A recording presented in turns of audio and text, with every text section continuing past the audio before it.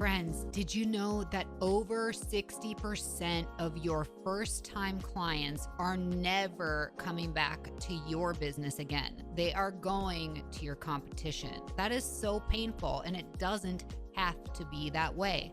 That's where Maya comes in. Maya is the ultimate marketing software for the beauty and wellness industry. We have a proprietary funnel utilizing special algorithms to help connect the right consumers with the right providers at your business. So what does this mean? This means Maya helps you get higher spending clients you love to work with who stay the long haul. If you want to increase your revenue, increase your client count, increase your average ticket, and increase your new client retention, then you need Maya. Go to the link in our show notes to get your demo of Maya set up. Or go to joinmaya, that's MYA.com, joinmaya.com, and see why over 500,000 consumers have trusted Maya and the businesses that we work with to find their perfect beauty and wellness pro. We have your back, we always will, and we promise you will love Maya. Well, hello, everybody. I'm Kati Whitledge, the founder and host of the Beyond the Technique podcast. Today, we're going to dive into the topic, how to make six figures behind the chair. This episode is a must share with your stylist, and it's brought to you by yours truly. I'm here to share my journey and what I did to earn $8,000 per month in revenue. Now, that does not equal six figures, but if you look back at 2009 and what that would mean now for today, $8,000 in 2009 is just under $12,000 in 2025. Now, back then I was charging, I think at the height of my highest price ever, I think I was charging like $42 for a haircut. So if things were on track for today and I was behind the chair, this would equate to about $144,000 per year in revenue. So what the heck did I do? Well, let me just give you a little bit of a background. First off, if we've never met, my name is Kati Whitledge. I am the founder of Maya, which is a client recruitment marketing software for beauty and wellness professionals. We have matched over 600,000 customers. Those are leads to our partners, and we've driven over $25 million in revenue to our partners. So I'm very, very proud of that. We are in Canada and Spain, the UK, Ireland, of course, the United States of America, and Australia. Hello to everybody listening from all over. I love you, and I'm so thankful for your loyal listenership. Okay, so in addition to Maya, or because of, I could never, let me just say this, I could never have started Maya if it wasn't for my experience as a hairstylist and salon owner. Now, it has been many, many years since I've been behind the chair, but I still know a thing or two about the success of being behind the chair. And that's what I want to talk to you about today. Let me just share that back when I was behind the chair, the very first opportunity I've ever had in a commission salon, it wasn't structured in a way that things are today where you are guaranteed like an hourly rate. So for my first 2 weeks of work, I made $189 for 2 weeks of work on commission. It was a 40% commission. But you know what? I wanted it. And I worked 2 other jobs. I was teaching Pilates and I was working as a waitress, and I was grinding hard. I remember being so busy that I had to go and buy brand new socks because I didn't have time to do laundry and I ran out of socks. I don't have that problem these days, but I guess success rule number one for stylists listening is when you're first starting out, you're probably in a really cushy, incredible salon environment where you're getting paid hourly until you can ramp up. That is a gift. That is not necessarily where all of us came from. Now, I don't want to be like that parent who says, I had to walk 2 miles in the snow this way and 2 miles back. Like, I get it. There is not a need to compare. But there is a need to share that if you are willing to go after it really, really hard and do what others are not willing or able to do, that's the key. You will be tremendously successful in this industry. Now, I worked 4 days behind the chair and I wanted the commission setting because I knew that if I was successful, it would be my fault. And if I wasn't successful, it would be my fault. So, commission gives you great opportunities to earn more than if you traded hours for just dollars. So I really loved that environment and I was willing to network and grind and put myself out there to try to build my clientele. I didn't just sit back and rely on the salon owner. And when I first started out, we were writing appointments handwritten into a paper ledger, like an appointment ledger. So there wasn't these automations, there wasn't social media. Like I literally had to get on foot and go walk around to different businesses or events and meet people and actually look them in the eyes and shake their hands and give them my business card and tell them that they would be in really good hands if they came to me.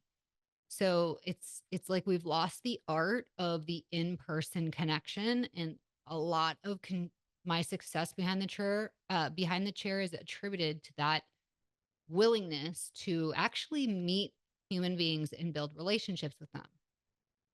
So one of the things that I really wanted to share is that you are in a sales position. If you look at yourself as sales first and foremost, and then secondary to that is your technical capabilities. Well, if you're going to be really great at sales, what do you have to be really good at? You have to be really good at people, getting to know people, understanding what they value, and being the guide in their life so that they can be the hero of their own lives. So, how do we get to show up as the guide for people? And that is through the craft of doing their hair, makeup, etc., color cutting. So, regardless if you're in a setting that is you're doing both hair cutting and coloring, or you just hone in on one or the other, it doesn't, that part is secondary to your ability to understand and really nurture relationships with people. The better you love people, really genuinely care for them, the more word is going to get out about you and the better the retention is going to be for you. And you'll work smarter and not harder. I often share with my stylist that it is a lot of energy to see new clients every day. When you're first starting out behind the chair, it's really hard. And even today, I think it's hard that back then we didn't have all these tools and resources to build a clientele, but it's equally hard to have those tools and resources and not only show up and do your craft, but utilize social media and become great at it. Like that's kind of having two jobs. So I don't want to discount the amount of effort and pressure it is in today's culture and market. Plus, the options are so much greater in today's economic climate. I mean, I know that there are 50 stylists near me that I could go and see. That's a lot of pressure to stand out amongst that crowd. And especially as somebody who's new behind the chair, the expectation right now for you is so much greater. When I was fresh behind the chair, I didn't have to necessarily do master level work or even lead level work. Nowadays, you do have to produce really great results almost from the jump. You will not have the luxury or the grace from consumers to do subpar work. So I do feel the pressure is very, very high for you, but still, and this is why I named the podcast Beyond the Technique. Still to this day, it will be what you do beyond the technical aspects of being behind the chair that will point to your success. So, one of the things that clients loved is they felt that they could trust me. And part of that is the way that you carry yourself, carrying yourself with confidence, being able to articulate your ideas. The thing that I never did. So if I were going to say, here's what you do to be successful, here's what you don't do, what you do not do is ask your client what they want today or what their advice is for you in order to you for you to do your job. If I go to my CPA and I say, "Hey, here are these tax codes I'd like you to go implement." They'd be like, "Who are you trying to tell me about tax codes?" It's their role to be the expert of my life, to know the tax codes in and out and be able to help me optimize my financial situation. So please let that go. And instead, this is what I did. I did this all the time. Okay. This is so good. I would say, Mary, maybe you have some ideas that you for your hair today, but I have a vision for you, especially now that we're coming up on spring and summer. Can I show you my ideas? And of course, Mary's going to be like, well, yes. Now, based on Mary's personality, did I want to take her wildly from location A to location B? This is going to be your client that sits in your chair that they're fiending for change every single time. And you know those people. You know, they might have fuchsia pink hair today, and next time they're going to want to be that St. Patty's Day green. And you're like, oh, Lord, here we go. Right. But you have those people who are going to want something dramatic and wildly different every single time. Is that Mary or is it somebody else? Let's say Mary's in your chair and she's not wild. She is not wild. She is a classic bob haircut and she maintains her honey blonde. Okay. We do some great coverage for Mary. Well, I still show Mary maybe like a minor tweak to her fringe that would be like, Mary, if we do this minor tweak to your fringe right here around your hairline, that is going to open up your cheekbones. And with that honey blonde that we do today, that is going to make those blue eyes of yours just pop right out. Here's a couple examples of what I'm thinking. And then I always show up with visuals. It's hard for people to hear something and then be able to visualize what that might mean for them. So I would always come prepared to show that guest, here's what I'm thinking. And here's the key, you guys. I would look at my roster of who's coming in for the day.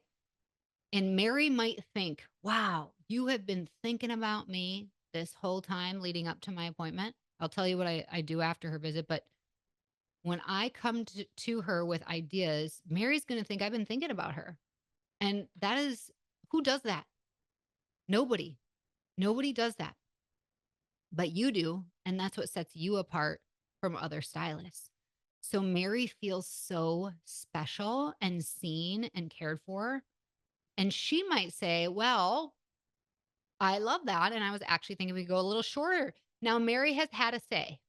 She's had the ability to share her goals for the day, but you didn't lead with like, what do you want to do, Mary? And I'll do what you ask of me. No, you lead with being the expert and visionary for Mary, because that sets you apart and it makes Mary feel so, so special. Of course, Mary doesn't leave without products. How can you build more trust and retention? It's making sure that your guests have what they need in their hands at home to do the same hairstyle, that same look that you give them at their own house. And I really want you to take that to heart because I know retail is one of those things that you either sell or you don't. You know, no matter how long you've been in the industry, you're either somebody you're a closer, or closing is not something that comes easy or naturally for you. But trust is tied to the buy. In fact, the buying process is literally, I have to know you, I have to like you, and then I have to trust you before I'll buy from you. So you know that your clients trust and will continue with you if they are buying products from you. And you got to believe in it. Like I love selling products because I use them. I'm a productaholic. Like if you came to my house, you'd be like, do you really need this many eyeshadow palettes? And the answer is no, I don't. Okay. I'm easily sold. I'm a salesman's dream. But I also love to sell because I love products. I love this industry and it's so much fun. Now Mary leaves and a week later, because I love Mary so much, I'm gonna be like, Mary, you have to tell me how many compliments are you getting on your hair? That's literally the message I send her. I pretend as if I would be calling her and asking her just on a phone call how she do. And by the way, some of you are like, a phone call, what's that? Yeah, I'm still the generation that likes to pick up the phone and have a phone call conversation. But you could DM somebody the same verbiage. Mary, I'm dying to know, are you loving your hair? Are you getting so many compliments? That continues the conversation. She feels you're accessible. She feels like she's connected to you, and it maintains your relationship. Now, bonus to those of you who do this next step.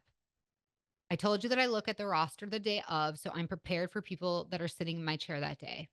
And when you're a creative, which we are very, very creative. Sometimes those peak ideas don't even come until the moment you see somebody or you're in the chair. So there were even times that somebody was like literally in my chair when I would go onto, like, back then it was like Pinterest to start, and I would find a photo I would like literally search on Pinterest blonde honey or honey blonde bob haircuts, right? And then just looking through in front of Mary, I would be like, this is it. This is what I'm thinking. Now, I didn't pre curate that, but Mary thinks I did. And in the moment, because I'm a creative, that just naturally happened for me and it could happen for you too. However, bonus, this is the bonus, if you know that Mary's coming in 2 weeks, you want Mary to keep that appointment. You don't want Mary to be the one of those bounce it around. Oh, I can just ping pong and come in whatever. Oh, I know I have that set up, but you know what? If I cancel on you in 48 hours and come in and a week out, you'll probably do that for me. No. I want Mary to know I am thinking about her before, during, and after her visit. So a couple weeks out, I'll look and see, okay, Mary's coming in. I know what season we are in. Let's say it's summer. Mary's a brunette. We want to go a little bit lighter, but we don't want her to get too copper. We don't want to pull too warm. So I'm going to pre curate and think about styling clothes, right? You're like, I'm going to pull this. You ever go somewhere like shopping and they're like, oh, I pulled some things for you. Oh, thank you so much. Like they're going to add to your cart, right? Basically, this is that opportunity. So you pre pull some ideas for Mary before she even comes in. And you're saying to her in a DM, hey, Mary, I'm so excited to see you. I have a couple ideas for you just to think about. And when you're in, you can let me know if you want to like head this direction. And I just pop in a couple photos. By the way, I'm strategic about the photos. I'm not going to pick somebody who has a completely different hair texture than Mary because that outcome is like literally not possible then. So you do want to have uh this is for somebody that you've met, you kind of know. Even if you've not met them and you're able to access their Instagram and get an idea of lifestyle and hair type, build this little practice into your schedule somehow. Do you know how your salon probably wants you to work 15 minutes early to set up and prepare and just have a check in? Maybe you do a huddle. Well, utilizing your schedule. So let's say you're in the break room, you're eating your almonds and your chocolate, like you don't have time to just sit and have a whole meal. But what do you like to do? You like to zone out and peruse Instagram, or you like to talk with everybody in there. What if you set aside that 15-minute buffer, whatever it is for you, and that becomes like, okay, who's in tomorrow? Who's in 2 weeks? And you just create this habit where every single day that you're behind a chair, you build in a little bit of time and call it just nurturing clients, client nurture time off. And this is what you do when you sit down. You're basically becoming the visionary and even planning products. You know, when I look at Mary's previous purchase history, it might dawn on me that Mary hasn't bought a styling product from me in a while. Huh. Or she's bought the stylers, but Mary is not buying her color protection shampoo and conditioner from me. This is an opportunity for me to do some discovery, make sure that I hone in on that and why it's exceptional. Everything you're doing isn't just to make a sale, by the way, everybody. Like to me, sales is fun. So I don't feel shady about it. It's so fun, but it's fun because I get to stand up and lead Mary. I get to be her teacher. I look at it, it's the same as my teaching group fitness. Like if I go and teach my chakra flow class, I do, by the way, do that. I teach a chakra hot yoga flow class once per week. I love it. And I tell everybody, look, this is your practice. If you want to do things your own little way, modify whatever, add to, take away, you do your thing. This is your practice. But I'm going to guide you. I'm going to bring my very best to you so that you can take it and make it your own. That's what you're doing for your guests behind the chair. You're going to bring them your very best, giving them all of their options. And then it's up to them to take what they want to make it their own. Friends, these are very little habits of success. All of this led to my becoming double and triple booked. And the space that I was in, and to this day, I love the owner. If you're listening, hello, I love you. You know I do. I would have stayed if that build out of that particular location had the space for assistance. That was not the case. And even like possibly running more than one chair. So it was like, do I go into a suite rental? Do I go start my own salon? And I really loved being around people. I loved a team. I loved education. And I really wanted to help stylists make more than the national average income of a hairstylist. That was one of my number one missions when I started our salon. So none of the things that have happened since I was behind the chair would have happened if it didn't start from these little behaviors that go beyond the technique with the clients that trusted me with their hair. Double and triple booked. It was so over the top. That's when I knew it was time for growth because quality turned into quantity. When you get overly busy like that, sometimes that quality goes down. Now, it's possible if you do have assistance. If you are in a salon that offers assisting, this is such a gift to you. Okay. I wanted to be double, triple booked, by the way, because this might be the group fitness instructor in me, but it was easier. Hey, Mary, I'm so excited. We do the consult, we get going. I start doing her hair, and I tell Mary, this is what I'm doing now. Then we have those moments of connection. And then I say, okay, Mary, I have Lauren here, and she's going to get you rinsed, or you're going to process for 20 minutes while I go and apply Debbie's color. I oftentimes, when Debbie sat in my chair, I would introduce Debbie to Mary because I knew them. I'd find the little fun nuggets that they had in common and I'd bring that connection together and it became community.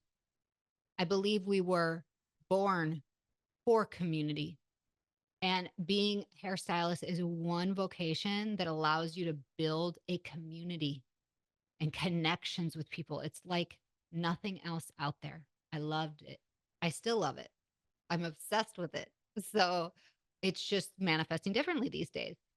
But I still have a heart for helping hairstylists understand that it doesn't matter how good you are at your craft. That is going to come. That is going to come with time and experience and putting in the reps. You just got to you got to do it over and over to get better and better. But if you really hone in on all of these nurturing, going above and beyond, communicative, strategic things that make your clients feel like they are special to you, that you don't think to do this for everybody, but you do it for them, you will build very quickly and you will retain and build such a loyalty that people are going to be willing to grow as your prices grow.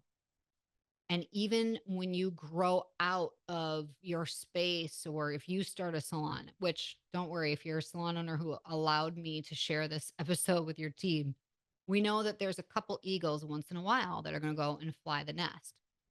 We can't avoid it. You can have whatever you want in this industry, and nobody has to suffer. There is enough and abundance for everybody. And I promise you that it becomes way, way easier to maintain 100 to 125 relationships than it is to constantly see new people and have to service over 300 people in a year. So the better you get at the beyond the technical skills, relationship building, people serving, the easier everything becomes. And then all of a sudden, the craft, wow, that becomes easier too because you get better and better and better. What's your top takeaway from today? I mean, I could go off on little tangents about each and everything, but I hope that the main takeaway you can get is you're in one of the best industries in the world. You have the power to make ridiculously good money working 4 days a week, servicing just the same group of 100 to 125 people who love you, you love them, and it becomes just fun to be that expert visionary, to lead and guide your clients to be the hero in their own lives. I hope you felt inspired and uplifted, everybody. Thank you for joining me. If you love Beyond the Technique, please take a moment, leave a 5-star review wherever you're listening so that more people like yourself will discover Beyond the Technique, where we're here to change the way that you are supported in your business. Until next time, have an awesome day and stay strong.